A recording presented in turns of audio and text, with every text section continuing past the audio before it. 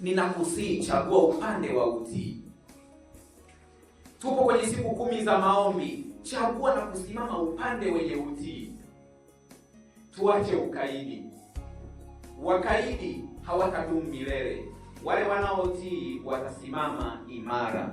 Mimi ninamchagua Yesu. Wakati makundi mawili yanapoendelea kujidhihirisha katika ulimwengu huu na katika safari ya imani, mimi ninatamani na ninachagua nisimame katika upande wa utii. Wakati utii na ukaidi vikipimwa, naomba kwangu ihesabike utii.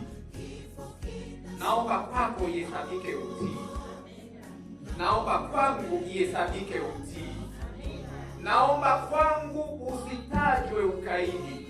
Naomba kwako usitajwe. Simama na Bwana ukiwa mtii, tupate sifa njema, tuwe watumishi wema, tukiandaliwa kwa marejeo ya Yesu Kristo. Unisafishe Mwokozi, wimbo namba 116. Tutaipa tuko tumeketi kwa ubeti wa 3 na chorus. Yule ambaye anasema mimi kwa kweli kuna namna nilikuwa nimerudi nyuma, nimelegea. Ninataka kuunda upya mahusiano. Nilikuwa napenda kanisa, napenda ibada, lakini nimelegea. Nilikuwa ni muimbaji kanisani, nilishaachana nayo mambo za kufanya business zangu. Ila natamani nirudi kwenye mstari. Wakati tunaimba ubeti wa 3 na chorus.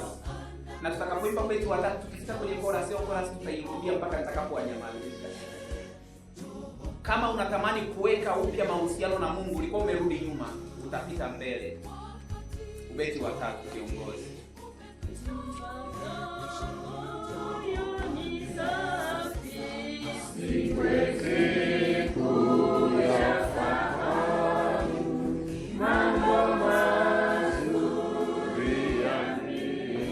Usimwangalie mtu, jitafakari wewe wakati unaimba wimbo.